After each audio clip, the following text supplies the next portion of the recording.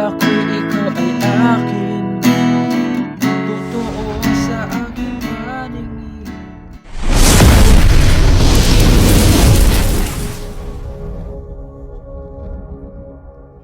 Hello mga ka-idol! So ngayon meron na naman akong panibagong kantang ituturo sa inyo. Ang title pala nitong kanta is yung Luha by Aegis. So sa mga babae ito na. So sa mga babaeng gustong tumugtog nito, so ito tugtugin nyo. So itong luha na to is marami naman siya chord, pero halos sobrang dali lang ng mga chords niya. Tapos pabalik-balik lang siya, halos pabalik-balik. Pero mas maganda kung tapusin nyo to hanggang dulo kasi meron siyang chorus 2, okay? Meron siyang chorus 2 kasi nadagdagan na yung chords dun sa kanyang chorus. Kaya mas make sure na tapusin nyo tong video para at least alam nyo yung pagkakasunod-sunod, okay? So dito muna tayo sa kanyang strumming. So yung strumming pattern natin is magiging dalawang klase, okay? So pag yung chords is nasa loob ng open close parenthesis, dalawang down lang. Down, down. Pero mas maganda kung ganito. Down, down, down, up.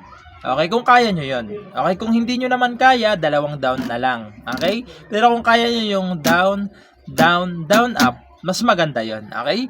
Tapos, yung chords naman is pag walang open close parenthesis, ganito siya. Down, down, up, up, down, down, down, up. Okay? Pag yung chords is walang open close parenthesis, ganito. Down, down, up, up, down, down, down, up. So, ganun siya, no? So, sana naintindihan nyo na. So, proceed na tayo dito sa kanyang whole verse. So, yung whole verse niya rito, mga ka-idol, is A. Kung mapapansin nyo dyan, lahat yan nasa loob ng open close parenthesis. So, dalawang down lang o kaya yung down, down, down, up. Yung ganun, okay? So, A na nasa loob ng open close parenthesis. So, yung A, second string, third, tsaka fourth lang. Okay? A. Sunod is E. So, yung E, third string, fifth string, tsaka fourth string. Okay? E. Sunod, F sharp minor.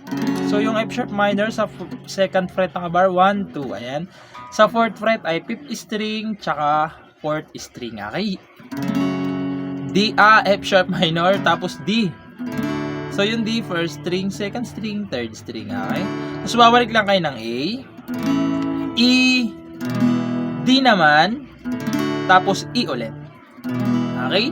Yung mga chords na yan, 2 times nyong gagawin. Okay? 2 beses. Yan na yung pang whole verse niya mga ka-idol, ha? 2 beses nyong gagawin. So, sasampulan ko kayo ng kanyang verse para mas maintindihan nyo kung paano siya tugtugin. So, ganito naman siya kapag tinugtugan.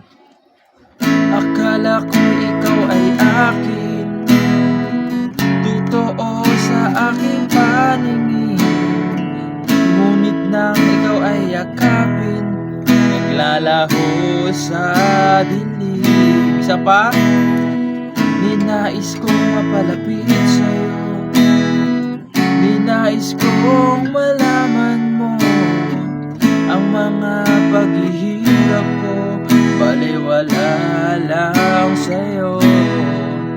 Tapos papasok yung kanyang pre-chorus doon sa part na ikaw ay aking mina. So papasok yun. Okay?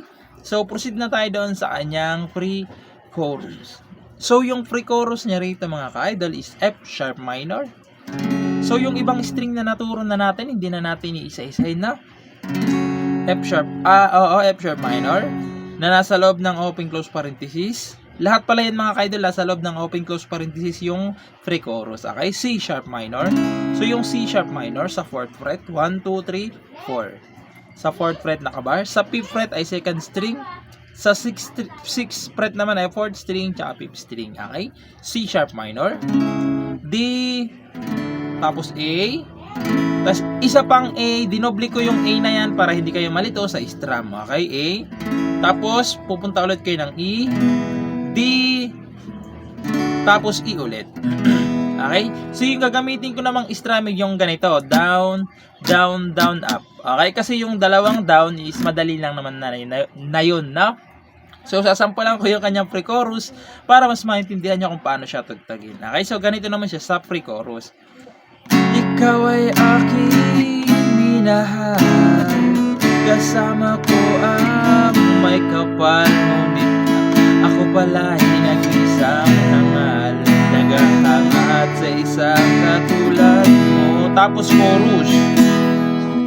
Hindi ko na. So, papasok na yung chorus na yan. Okay? So, dito mga ka-idol, tulad ng sinabi ko, dalawa, may chorus 1, chorus 2. So, okay? So, dito muna tayo sa chorus 2. So, yung chorus 1 pa, nagkakamali na ako. So, dito pala mga ka-idol, chorus 1 to. Okay? Chorus 1. Na may lilang ako nang nasabi. So, yung chorus 1 niya dito is A na nasa loob ng open close parenthesis.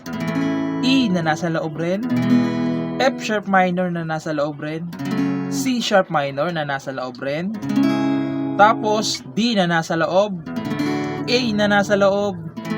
Tapos E na wala ng open close parenthesis. Okay? So yung E na dulo, wala na siyang open close parenthesis. So yung mga chords na yan, 2 times yung gagawin. Okay? Pag nagawa nyo ng 2 times, pupunta kayo ng A na walang na nasa loob na pala, sorry, na nasa loob ng open close parenthesis, E na nasa loob, F sharp minor na nasa loob, tapos D na wala ng open close parenthesis.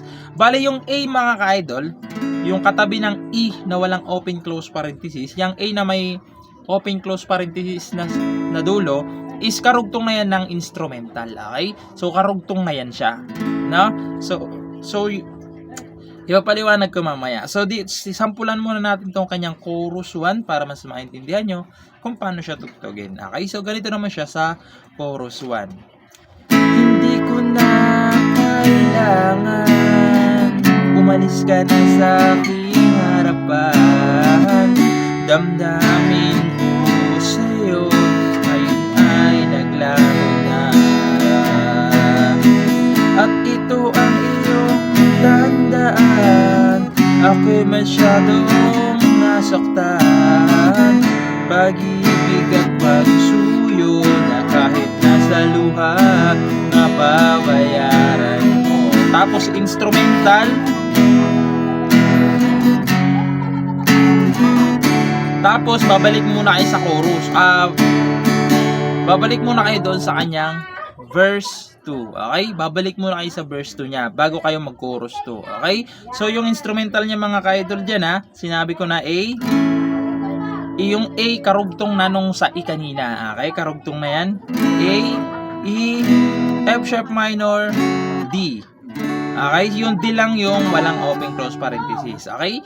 Pagkatapos niyan, babalik lang kayo sa verse 2. Okay? Verse 2 muna, tapos pabalik na kayo ng chorus 2. So, doon na kagad tayo sa chorus 2. So, yung chorus 2 niya rito mga ka-idol is halos same lang nung kaninang chorus 1. Okay? Nadagdagan lang siya. So, yung chorus 2 rito is A na nasa loob ng open, close parenthesis. E, F sharp minor, C sharp minor, D, tapos A. Tapos E na walang open close parenthesis. Okay? Yung mga chords na yan, 2 times nyong gagawin. Pagkatapos nyo ng 2 times, pupunta kayo ng isang A. Okay? Isang A na walang open close parenthesis rin. Pagkatapos nyan, pupunta kayo ng D na walang open close parenthesis na A, walang open close parenthesis, E, walang open close parenthesis, tas A ulit. Walang open close parenthesis. Okay? So, yung D, A, E, tapos A, 3 times nyong gagawin yung mga 4 na chords naman na yan. Okay? 4 na beses. Okay? Sorry, 3 pala. So, sasampulan ko kayo ng kanta para mas maintindihan nyo kung paano siya tugtugin. Okay? So, ganito naman siya sa chorus 2. Hindi ko na kailangan umalis ka na sa aking harapan. Damdamin ko sa'yo ngayon ay naglaho na. Tapos isa pa. At ito ang iyong tandaan, ako'y masyadong nasaktan. Pag-ibig at pagsuyo na kahit nasa luha, mababayaran mo.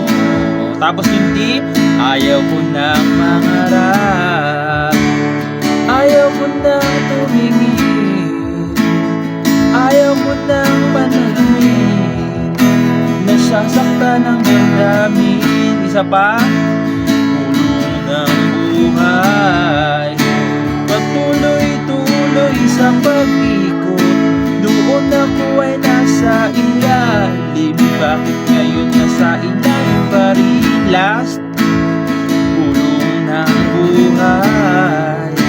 Patuloy-tuloy sa pag-ikot, noon ako ay nasa ilalim, sana bukas nasa ibabaw naman.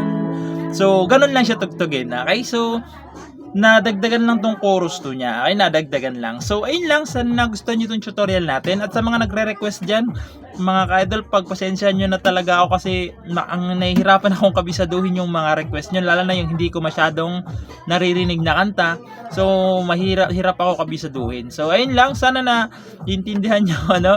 Pero huwag kayong mag-alala kasi papraktisin ko talaga yan para maituro sa inyo. Ayan, maraming salamat sa inyong lahat. Nabubulol pa ako. So, ayun lang. Good luck sa bago niyong matututunan.